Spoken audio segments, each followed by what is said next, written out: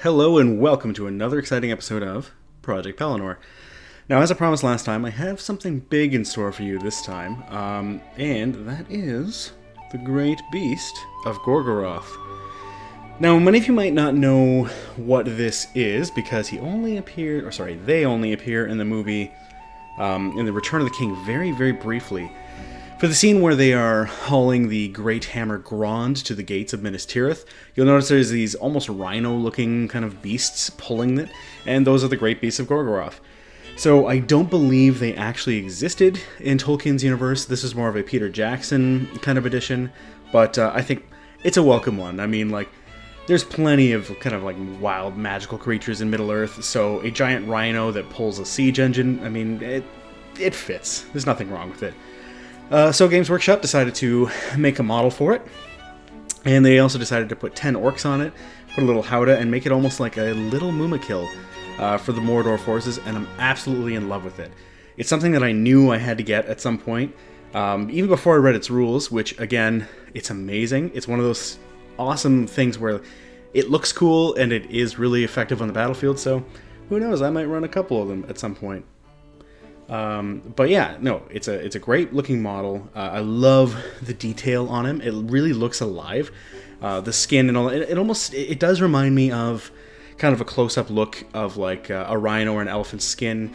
How it's like cracked and it's got all that texture to it. It's not just like, it really does look like it's a hide. Like it's kind of like some rough kind of looks to it. It looks like it belongs on the fields of Gorgoroth, or the fields of like Mordor and all that kind of stuff. Yeah, so of course it's Mordor. So naturally they tamed it or let it kill a bunch of orcs until it was tired and eventually liked them or something. I don't know how you tame a Great Beast of Gorgoroth, but they got it. They drive it around the battlefield, and like I said, it's really good in the game because it does trample attacks, which is pretty sweet because it means that if it moves and comes into contact with an enemy, it has a chance to just kill them and then keep moving. Like, there's no attack or anything per se, which is really cool, because, I mean, this thing's big. For scale, I've put an orc just on the ground, and then I put a maybe well-ish known Rohirrim captain. I don't know his name. He's a weird guy. You'll probably never see him again in any of these videos. There for scale, it's just the size of a horse compared to him. He's big. The fact that there's 10 guys on his back is pretty sweet. You'll notice that all of them are equipped with bows, except for the one orc who clearly didn't get the memo and is instead holding a giant rock. Thank you, orc. Then there is a captain on his back, and he is the guy with the really long spear, which I'm assuming he needs the spear to keep this great beast in line. It's kind of cool. I don't think he can actually attack from the howdah, like when he's stabbing down or anything, but it's kind of cool. It looks neat. It's like he's directing it with the spear. To my knowledge, this is the only way that you can give a captain a spear in this game. There might be others, I'm not too sure.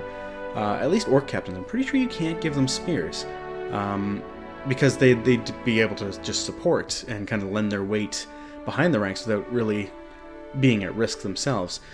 Which kind of sounds like a captain thing to do, I'm not gonna lie. You go forward, man, and I'll just sit here and poke. Who knows? But yeah, so this is a great model. It's something I'm definitely gonna use. Might run a second one eventually. Who knows? I have affectionately named him Stampy, which, for those of you who know that reference, because I'm super old and I don't know if that's a very common reference anymore, just let me know maybe in the comments or something. But Stampy's going to see some play. He's going to be on the field. He's probably going to be running through a bunch of Uruk-hai and Warriors of Gondor if I know what my cousin Josh will be bringing onto the field. And hopefully he doesn't die immediately. I will cry, and that will probably be on film. So if you want to see me cry, kill him. Please don't. Please don't make me cry. So yeah. Anyways, this has been a quick update for Project Pelennor. I do have so many more things to get through. I've been kind of busy with maybe another YouTube project. Who knows? Because why would I ever just have free time when I could just fill it with work and video stuff? Come on. Let me know what you think. I'm wondering how many players actually run the Great Beast of Gorgoroth, because I don't see it very often in many posts or any of the groups like that. But I feel like he's just an amazing model and a great unit. I don't know if it's the price on Games Workshop. Stampy's not that cheap.